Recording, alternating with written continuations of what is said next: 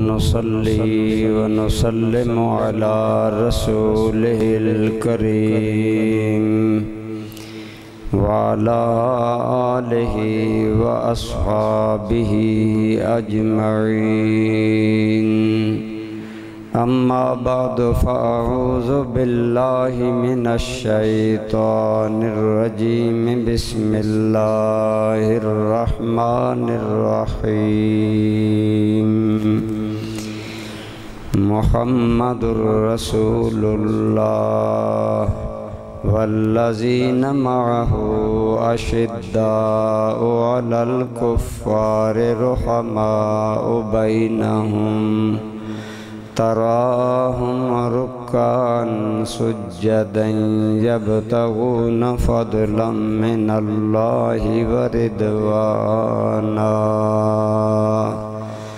سيماهم في وجوههم من أثر السجود وقال الله تبارك وتعالى في مقام آخر ولا تحسبن الذين قتلوا في سبيل الله أمواتا صدق الله مولانا العظيم صدق وبلغنا رسوله النبي الأمي الأمين الحبيب الكريم حمد و صلاة کے بعد قابل احترام برادران اسلام، آج ذی الحج کی 19 تاریخ ہے۔ اس کی 18 تاریخ کو خلیفہ سوم امیر المومنین سیدنا عثمان غنی رضی اللہ تعالی عنہ کا یوم شہادت ہے۔ اس مناسبت سے میں آپ کے سامنے حضرت سیدنا عثمان غنی رضی اللہ تعالی عنہ کی سیرت پاک اور شہادت کے بارے میں تھوڑا سا عرض کروں گا۔ دوستان ذی قدر، شاگرد استاد کی تربیت کا پرتو ہوتا ہے۔ استاد کی تعلیم شاگرد سے ظاہر ہوتی ہے۔ اس کائنات کے اندر اللہ رب العالمین کے حبیب سے بڑھ کر استاذ کوئی نہیں، اور صحابہ کرام سے بڑھ کر اعلیٰ شاگرد کوئی نہیں پیدا ہوا۔ صحابہ کرام نے حضور صلی اللہ علیہ وسلم کی تربیت میں ایسا اخلاق، کردار اور سیرت پایا جو دنیا کے لیے نمونہ بن گیا۔ صحابہ کرام قرآن کریم میں معیار ہدایت قرار دیے گئے کہ صحابہ معیار ہدایت ہے، یعنی صحابہ کرام کی سیرت، کردار اتنا بلند تھا کہ اللہ نے انہیں ہدایت کا سیمپل، آئیڈیل اور نمونہ قرار دے دیا۔ حضرت عثمان غنی بدرجہ اولیٰ ان تمام اوصاف کے حامل تھے جن کا ذکر صحابہ کرام کے لیے قرآن نے کیا۔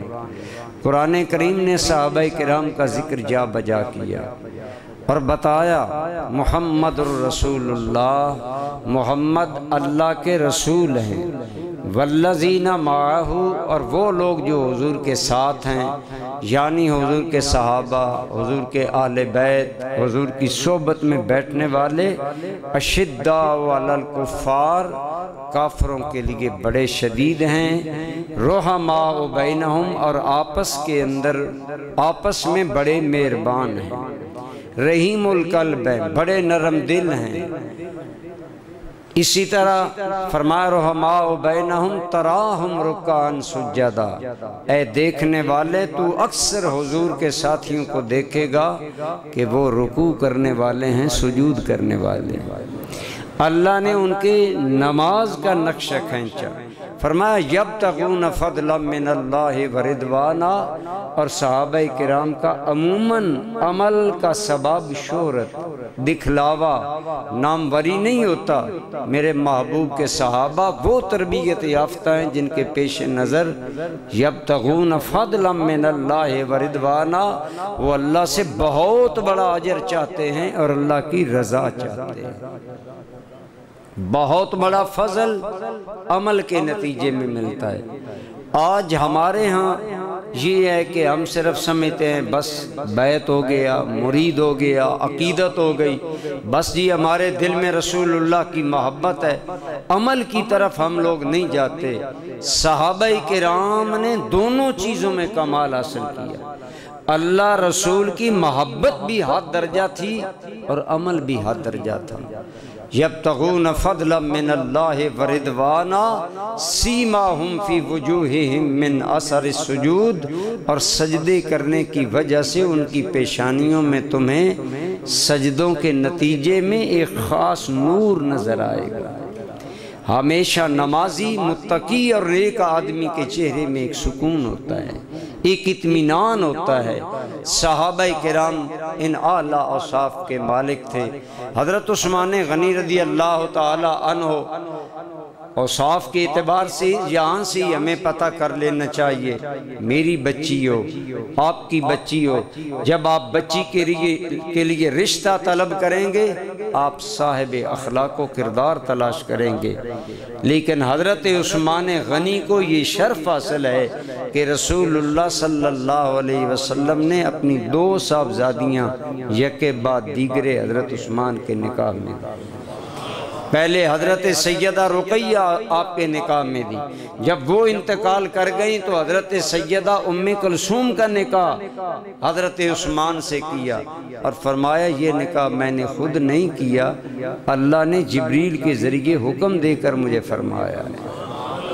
پھر جب حضرت سیدہ ام کلثوم بھی فوت ہو گئیں، حضرت عثمان غنی بڑے پریشان ہوئے کہ میرا رسول اللہ سے رشتہ دامادی ختم ہو گیا ہے، تو حضور صلی اللہ علیہ وسلم نے حضرت عثمان غنی کی ڈھارس بنائی، فرمایا لو ان لی 40 ابنتن، اے عثمان اگر میری 40 بیٹیاں بھی ہوتی تو میں ایک ایک کر کے تیرے نکاح میں دیتا چلا جاتا۔ یہاں سے اندازہ لگا لیں کہ حضرت عثمان غنی کا کردار اور سیرت رسول اللہ کی نظر میں کتنا محبوب اور پسندیدہ تھا کہ حضور نے 2 بیٹیاں عملاً دیں، اسی لیے آپ کو ذی النورین 2 نوروں والا کہا جاتا۔ اور لطف کی بات یہ ہے کہ آپ کو ذی النورین آج تو صرف اہل سنت کہتے ہیں نا، بعض لوگ حضرت عثمان غنی کو ذی النورین نہیں مانتے بلکہ انکار کرتے ہیں کہ حضور کی صاحبزادی حضرت عثمان کے نکاح میں نہیں تھی، نعوذ باللہ وہ پچھلگ تھی، حضرت خدیجہ کی اور شوہر سے تھی۔ لیکن نہج البلاغہ میں حضرت علی مرتضیٰ کا ارشاد موجود ہے، آپ نے فرمایا اے عثمان تمہیں رسول اللہ سے وہ قرب حاصل ہے ما نالہ الشیخان، جو شیخین بھی ابو بکر و عمر بھی وہ شرف نہ پا سکے، اور وہ شرف کیا ہے؟ ایران کی چھپی ہوئی نہج البلاغہ کے حاشیہ میں شیعہ مفسر لکھتا ہے کہ وہ شرف یہ ہے کہ حضرت عثمان آدم علیہ السلام سے لے کر قیامت تک وہ انسان ہیں جن کے نکاح میں کسی نبی کی 2 بیٹیاں آئی ہیں، اور رسول اللہ نے اپنی 2 بیٹیاں حضرت عثمان کے نکاح میں دی ہیں۔ تو دوستان ذی قدر، یہ حضرت عثمان کے اعلیٰ اخلاق، اعلیٰ سیرت اور اعلیٰ کردار پر دلالت کرتا ہے۔ پھر اس پر مزید سونے پر سہاگا کہ حضور کا کہنا اگر میری 40 بھی بیٹیاں ہوتی تو میں ایک ایک کر کے تیرے نکاح میں دیتا چلا جاتا۔ حضرت عثمان غنی شرم کا ایسا پیکر تھے، حیا کا ایسا پیکر تھے کہ ان کے حیا کی گواہی اللہ رسول نے دی۔ حضور ایک محفل میں بے تکلف بیٹھے تھے، حضور کی ٹانگیں مبارک تھوڑی سی پھیلی ہوئی ہوں گی، کپڑا پنڈلی مبارک سے ہٹا ہوا تھا۔ حضرت ابو بکر آئے، حضور اسی طرح بے تکلف بیٹھے رہے، اور صحابہ آئے، حضور بیٹھے رہے، حضرت عمر آئے، حضور اسی بے تکلفی میں بیٹھے رہے۔ لیکن جب حضرت عثمان غنی آئے، حضور نے قدم سمیٹ لیے اور اپنی چادر مبارک پنڈلی پر کر دی۔ لوگوں نے پوچھا یہ کیا وجہ ہے؟ فرمایا کیا میں اس آدمی سے حیا نہ کروں جس سے خدا کے فرشتے بھی حیا کرتے ہیں؟ حضرت عثمان اتنے باحیا تھے، اتنے باشرم تھے کہ آپ تنہائی میں حمام کے اندر بھی کبھی بغیر تہبند یا کوئی کپڑا باندھے غسل نہیں کیا کرتے تھے۔ آپ کے غلام نے سوال کیا، امیر المومنین حمام بھی بند ہے، کوئی آدمی بھی موجود نہیں، پھر کپڑے کا یہ التزام؟ فرمایا مجھے خدا سے حیا آتی ہے، مجھے اللہ سے شرم آتی ہے کہ اس حال میں میں ننگے غسل کروں۔ شرم و حیا کا یہ پیکر جس کا خدا کے فرشتے بھی حیا کرتے ہیں۔ ایک دن حضور کی بارگاہ میں فرشتہ حاضر تھا، حضرت عثمان غنی گزرے، وہ فرشتہ حضور سے عرض کرنے لگا، یا رسول اللہ یہ آدمی جو گزر رہا ہے اسے اللہ شہادت دے گا اور اس دن یہ آدمی حق پر ہوگا، اور یہ ایسا آدمی ہے کہ نستحیی منہ، ہم ملائکہ بھی اس سے حیا کرتے ہیں۔ حضور نے جب نظر اٹھا کر دیکھا تو جس کی تعریفیں خدا کا فرشتہ کر رہا تھا وہ عثمان غنی تھے رضی اللہ تعالی عنہ۔ حضرت عثمان غنی رضی اللہ تعالی عنہ بہت مالدار تھے، آپ کا لقب غنی تھا یعنی مالدار، لیکن آپ جانتے ہیں مالداری میں قباحتیں آ جاتی ہیں، عیش پرستی، تکبر، بڑائی، نمائش، یہ چیزیں کہ میرے جیسا کوئی نہیں۔ حضرت عثمان غنی بہت ہی زیادہ دولت مند تھے، بعض نے کہا سارے عرب میں زیادہ دولت مند تھے۔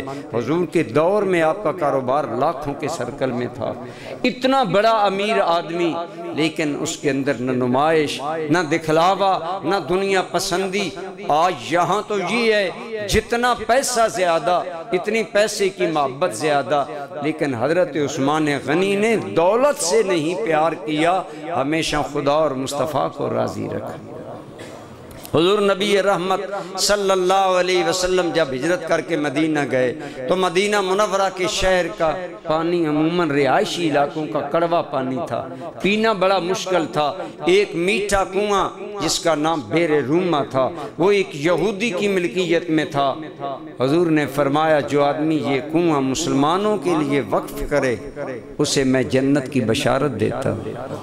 حضرت عثمان غنی چلے گئے یہودی مالک کے پاس، کہا میں کنویں میں تیرا ساتھی بننا چاہتا ہوں۔ اس کو بڑے انداز میں قائل کر کے آدھا کنواں خرید لیا۔ اب ایک دن وہ پانی بھرا کرتا، جس دن اس کی باری ہوتی وہ مہنگے داموں پانی بیچتا۔ اگلے دن عثمان غنی کی باری آئی تو اعلان کر دیا مسلمان ہی نہیں غیر مسلم بھی پانی مفت یہاں سے لے کر جائے۔ جب حضرت عثمان غنی کی باری ہوتی لوگ 2 دن کا پانی جمع کر لیتے کہ اگلے دن اس بدکماش یہودی سے مہنگے داموں نہ خریدنا پڑے۔ آخر اس نے گھٹنے ٹیک دیے، اس نے کہا عثمان تو نے مجھے عاجز کر دیا ہے، تو اتنی خیرات کرتا ہے کہ تیری وجہ سے میرے دن میں کوئی پانی لینے آتا نہیں، اب میں نے کنواں رکھ کر کیا کرنا ہے، بقیہ کنویں کے پیسے دو۔ سارا کنواں خرید کر حضرت عثمان غنی نے وقف کر دیا۔ وہ کنواں حضور کے دور سے لے کر آج تک موجود ہے۔ آج اس کی تھوڑی سی حالت مخدوش بتائی جاتی ہے، لیکن وہ صدقہ جاریہ عثمان غنی۔ تو عثمان نے دولت سے پیار نہیں کیا،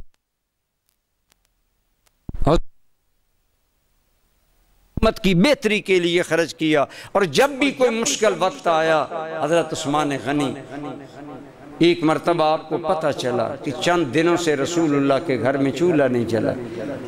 یہ حضور کا اختیاری فقر تھا، حضور پاس کچھ نہیں رکھتے تھے، جو آتا شام تک حضور لٹا دیتے۔ اب حضور کے گھر میں جب چند دن فاقہ رہا، حضرت عثمان غنی کو پتہ چلا تو بے چین ہو گئے، اور بے چین ہو کر سیدہ ام المومنین عائشہ صدیقہ رضی اللہ تعالی عنہ کے پاس آئے، صورتحال کا پتہ کروایا۔ جب پتہ چلا کہ میرے محبوب کے گھر میں کئی دنوں سے چولہا نہیں جلا، عثمان اشک بار ہو گئے، آنکھوں سے آنسو جاری ہو گئے، اور جلدی میں گئے اور کسی غلام کو بھی نہیں لیا، حالانکہ آپ اتنے مالدار تھے اور اتنے بڑے غلاموں کے مالک تھے کہ آپ ہر جمعہ کو یہ غلام اللہ کے نام پر آزاد کیا کرتے تھے، اور آخری دن شہادت کے دن آپ نے 20 غلام اللہ کے نام پر آزاد فرمائے۔ غلام خریدنا کوئی آسان نہیں ہے، آج ایک قیمتی اونٹ 4-5 لاکھ کا ملتا ہے، تو ایک انسان خریدنا اور ہر جمعہ اللہ کے نام پر، تو آپ اشکبار ہو گئے۔ آپ فوراً اپنے گھر گئے اور فوراً آٹے کا ایک گٹو ٹائپ چیز اٹھا کر اپنی پشت پر لائے اور کھانے پینے کا سامان ہانپتے کانپتے حضرت عائشہ کے دروازے پر رکھا اور رو کر کہنے لگے، عائشہ کبھی اگر کاشانہ رحمت میں یہ فقر کا عالم ہو تو عثمان کو نہ بھولا کریں، میرے لیے یہ چیز ناقابل برداشت۔ اسی طرح صرف حضور کی ذات کے لیے ہی نہیں بلکہ عام مسلمانوں کے مفاد کے لیے بھی اپنی دولت کے منہ کھول دیا کرتے تھے۔ حضرت عثمان غنی اپنی زندگی میں سینکڑوں مدینہ کے رشتہ دار اور غیر رشتہ دار غرباء کی کفالت اس انداز میں کیا کرتے تھے کہ عام لوگوں کو معلوم نہیں تھا کہ مدینہ میں اتنے چولہے اگر جل رہے ہیں تو عثمان غنی کی مدد سے جلتے۔ اتنا شفیق انسان، اتنا رحیم القلب انسان کہ اس کی سخاوت کے چرچے گھر گھر میں تھے، اور انہوں نے ہمیشہ اللہ اور اللہ کی رسول کی رضا کو مد نظر رکھا۔ میں نے عرض کیا آپ اتنے بڑے امیر آدمی تھے لیکن دولت سے پیار نہیں تھا۔ حضور نبی رحمت صلی اللہ علیہ وسلم نے غزوہ تبوک کے لیے اعلان کر دیا کہ رومی بادشاہ نے مدینے پر حملہ کرنے کا عزم ظاہر کیا ہے، چلو نکلیں ہم اس کے بارڈر پر جا کر اس کو بتائیں کہ اسلام دنیا میں ختم نہیں ہونے آیا، اسلام ابھرنے کے لیے آیا ہے۔ مدینہ منورہ سے تبوک کا مقام 1000 کلومیٹر سے زیادہ ہے۔ اس دور میں وہاں سے ایک لشکر لے جانا کار دار بہت مشکل کام تھا۔ سواریاں، پھر زادے راہ، پھر مجاہدین، یہ سارا، پھر اسلحہ اور تمام تر ضروریات۔ رسول اللہ منبر پر جلوہ گر ہو گئے اور حضور نے حوصلہ دلوایا، آپ نے ترغیب دلائی کہ لوگوں مدد کرو جو مالدار ہو۔ ان دنوں شدید گرمی تھی اور صحابہ کرام میں غربت کا یہ عالم تھا کہ اگر کسی کو کھجوریں میسر ہوتی تو دودھ میسر نہ ہوتا، دودھ میسر ہوتا تو پیٹ بھر کر کھجوریں نہ ملتی۔ اس فقر و فاقہ کے دور میں رسول اللہ نے جتنی مرتبہ اعلان کیا، ہر مرتبہ عثمان غنی کھڑے ہو کر کہتے یا رسول اللہ لشکر کے لیے 100 اونٹ بھی عثمان دے گا، 100 اونٹوں کا سامان بھی عثمان دے گا۔ اور حضور کی بارگاہ میں دولت کا انبار لگا دیا۔ حضور اتنے خوش ہوئے۔ اب رسول اللہ کا خوش ہونا اور حضور خوشی میں منبر پر جھوم رہے تھے اور عرض کر رہے تھے اللہم لا تنس ھذا الیوم عثمان، اے میرے کریم اسلام پر احسان کا عثمان کا آج کا دن بھلائے جانے کے قابل نہیں ہے۔ یہ اتنا بڑا احسان ہے، اسے یاد رکھا جائے گا۔ آپ نے کئی مرتبہ رسول اللہ کی زبان سے جنت کی خوشخبری پائی۔ حضور نے فرمایا جو مسجد نبوی کے ساتھ والا پلاٹ دے کر مسجد نبوی کی وسعت کروائے گا اسے میں جنت کی بشارت دیتا ہوں۔ مسجد نبوی شہر کے سنگم میں ہے، انتہائی قیمتی جگہ، وہ گھر والا تھوڑی قیمت پر دینے کے لیے تیار نہیں تھا، لیکن آپ گئے اور اس سے مہنگے داموں مکان خرید لیا اور حضور کی بارگاہ میں آ کر عرض کیا یا رسول اللہ مکان کا انتظام ہو گیا ہے، آپ مسجد کی توسیع کا ارشاد فرمائیں۔ تو آج کل جہاں امام کھڑا ہوتا ہے یا جہاں جنازہ رکھا جاتا ہے یہ حصہ حضرت عثمان غنی نے خرید کر وقف کیا اور قیامت تک مسجد نبوی کا حصہ بن گیا۔ حضرت عثمان غنی رضی اللہ تعالی عنہ کے اخلاق، میں کہہ رہا تھا کہ دولت کے باوجود انسان کے اندر دولت فخر لاتی ہے، تکبر لاتی ہے، لیکن نہیں، رات کا وقت تھا۔ حضرت عثمان کا عمومی معمول تھا اگر کوئی ضرورت ہوتی تو رات کو خود اٹھ کر اپنی ضرورت پوری کرتے۔ ایک مرتبہ آپ اٹھے، دبے پاؤں جا کر خود مٹکے سے پانی پایا، ڈالا اور پھر پی لیا تو غلام جاگ گیا۔ اس نے کہا امیر المومنین ہم اتنے غلام حاضر خدمت ہیں، ہمیں حکم ہو۔ فرمایا اس میں کیا حرج ہے کہ میں نے اپنی ضرورت اپنے ہاتھوں سے پوری کر لی۔ انتہائی آپ کی طبیعت میں سادگی، صداقت، حیا، شرم، سخاوت اور اعلیٰ صفات کے عامل تھے حضرت سیدنا عثمان غنی رضی اللہ تعالیٰ عنہ۔ یہ کئی مرتبہ میں آپ کو بتا چکا کہ حضور صلی اللہ علیہ وسلم کے خاندان کے ساتھ ان کے مراسم تھے۔ حضور کی 2 صاحبزادیاں حضرت سیدنا عثمان غنی کے نکاح میں تھی، حضرت سیدنا علی المرتضیٰ شیر خدا کی پوتی حضرت عثمان غنی کے بیٹے کے نکاح میں تھی۔ انتہائی قریبی مراسم تھے، اور ان مراسم کی وجہ یہ تھی کہ عثمان کا دیدہ و دل اہل بیت نبوت کے لیے ہر وقت تیار رہتا۔ حضرت علی مرتضیٰ اپنی مالی کمزوری کی وجہ سے حضور سے حضرت فاطمہ کا رشتہ نہیں مانگتے، تو حضرت ابو بکر، حضرت عمر، حضرت سعد، حضرت بلال اور یہ چند صحابہ حضرت علی کے پاس گئے، کہا حضور کی بیٹی ہے، بہت بڑے بڑے لوگوں نے رشتہ مانگا، حضور خاموش ہیں، ہمارا دل کہتا ہے کہ حضور تیرے انتظار میں ہیں۔ حضرت علی نے کہا میں کیسے رشتہ مانگوں، میرے مالی حالات اجازت نہیں دیتے۔ حضرت صدیق اکبر بولے بھائی علی رشتہ تم مانگو، باقی انتظام اللہ فرما دے گا۔ اشارہ تھا کہ ہم تیرے ساتھ ہیں۔ پھر حضرت علی نے ان کے کہنے پر رسول اللہ کی بارگاہ میں آئے، لیکن پھر بھی شرم و حیا اور آداب نبوت کا یہ حال کہ گردن جھکائی ہے، منہ سے نہیں بولے، آ کر بیٹھ گئے۔ فرمایا علی معلوم ہوتا ہے کہ تم فاطمہ کے رشتے کے لیے آئے ہو؟ جی یا رسول اللہ۔ فرمایا علی میں تو تیرا انتظار کر رہا ہوں۔ یا رسول اللہ میری مالی حالت نہیں کہ میں نکاح کر سکوں۔ فرمایا کہ ہے کوئی چیز پاس؟ یا رسول اللہ ایک زرہ ہے جو جنگ میں اپنے بدن پر باندھتا ہوں جس سے میری حفاظت ہو جاتی ہے۔ فرمایا وہ بیچو اور انتظام کرو حق مار وغیرہ کا۔ حضرت علی بازار چلے تو آپ بازار اپنی زرہ بیچنے جا رہے ہیں، آگے عثمان غنی رضی اللہ تعالیٰ عنہ آ رہے ہیں۔ پوچھا علی کہاں جا رہے ہو؟ سارا معاملہ ذکر کیا۔ فرمایا بازار نہ جاؤ، زرہ عثمان کے ہاتھ میں بیچ دو۔ تیری زرہ کتنے کی ہوگی؟ حضرت علی نے فرمایا 300 درہم کی۔ فرمایا یہ لیں 300 درہم۔ 300 درہم حضرت علی کو دیے، زرہ خود لے لی۔ جب سودا مکمل ہو گیا تو فرمایا علی بھائی تیرا اہم موڑ آ گیا زندگی کا، نکاح کا، تو ہمارا بھائی ہے اور مرد میدان ہے، زرہ تجھے ہی سجتی ہے۔ وہ رقم زرہ کے بدلے میں تیری رہی، اور یہ زرہ عثمان کی طرف سے تحفے میں قبول فرما لو۔ جب بہت جلدی زرہ اور رقم لے کر حضرت سیدنا علی مرتضیٰ حاضر ہو گئے، حضور نے پوچھا بہت جلدی آ گئے؟ یا رسول اللہ مسئلہ حل ہو گیا۔ کیسے حل ہوا؟ یا رسول اللہ عثمان غنی ملا، یہ معاملہ مربت و شفقت و پیار و اخلاص پیش آیا۔ دوستان گرامی قدر، آج یہ کہنا آسان ہے کہ صحابہ علی کے دشمن تھے، جب حضور نے حضرت عثمان غنی کا یہ حسن سلوک دیکھا تو بے ساختہ نبوت کے ہاتھ عثمان کے لیے اٹھ گئے۔ حضور نے پھر اس موقع پر جو حضرت عثمان کو دعائیں دی ہوں گی، بتائیں اس کا عالم کیا ہوگا۔ پھر حضرت فاطمہ الزہرا کے گھر میں ساز و سامان تھا، جو بھی تھا، یا حضرت فاطمہ کا جو مہر بنا وہ مال کس کا ہے؟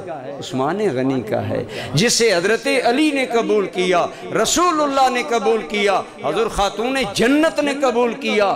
آج اگر ان پاکوں کا نام لے کر کوئی حضرت عثمان سے عداوت کرتا ہے تو بتائے کل ان پاکوں کو وہ کون سا منہ دکھائے گا، اور کل اس کا ایسا نہ ہو۔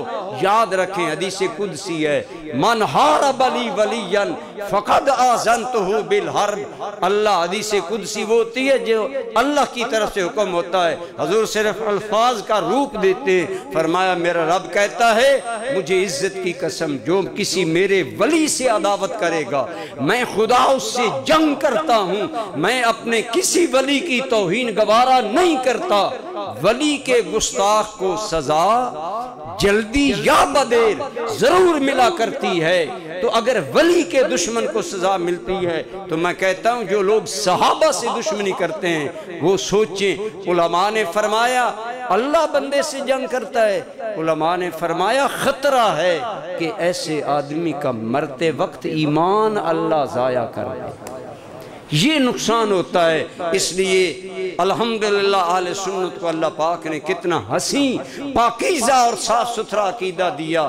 ہم صحابہ کرام کے بھی غلام، اہل بیت اعظام کے لیے بھی ہمارے دل میں تعظیم، توقیر اور اکرام موجود ہے۔ حضرت عثمان غنی، آپ کا اخلاق و کردار، حضور کی صحبت کی وجہ سے آپ قرآن کے ماہر علماء میں شمار ہوتے تھے، اور آپ کی کتابت بہت اچھی تھی۔ اسی لیے رسول اللہ نے جن لوگوں کو وحی کی کتابت کے لیے مختص کیا، ان میں کاتب وحی عثمان غنی بھی تھی، بہت خوبصورت لکھائی تھی، لہٰذا آپ نے ایک اپنے ہاتھوں سے قرآن کریم تیار کر رکھا تھا۔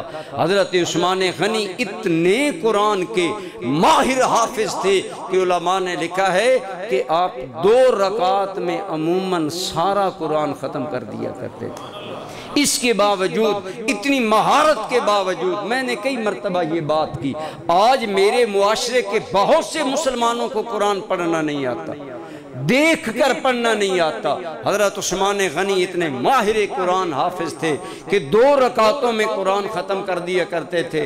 اس کے باوجود آپ قرآن دیکھ کر پڑھا کرتے تھے، اور قرآن کی دیکھ کر تلاوت کر کر کے آپ کے گھر والوں نے بتایا کہ عثمان غنی نے زندگی میں 6 قرآن کے صحیفے بوسیدہ کر دیے پڑھ پڑھ کر۔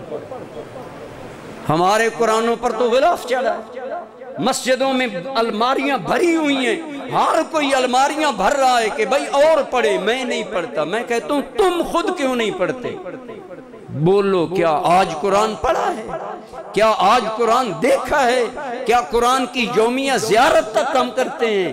حضرت عثمان غنی کو قرآن سے خاص شغف حاصل تھا، اور یہ کم لوگوں کو بات معلوم ہے کہ بچپن میں امام حسین نے قرآن کی تعلیم حضرت عثمان غنی سے لی تھی، اپنے والد ماجد حضرت علی سے بھی لی، اور حضرت عثمان غنی سے بھی لی۔ حضرت عثمان غنی قرآن کے اہم علماء اور قراء میں شامل ہوتے تھے، اور قرآن کریم میں بڑی مہارت تامہ رکھتے تھے۔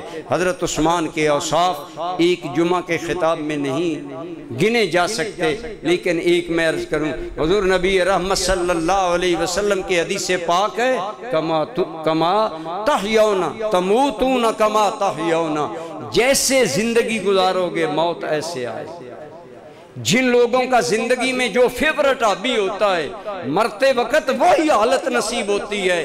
جو اوباش، لچے، لفنگے اور بدماش ہوتے ہیں، ان کی موتیں بری ہوتی ہیں، اور جو اللہ سے ڈرنے والے ہوتے ہیں ان کی موت انتہائی اچھی ہوتی ہے۔ آج اپنا کردار حیات سنواریں، آج آپ کی زندگی آپ کا موت کی رزلٹ کا پیغام ہے۔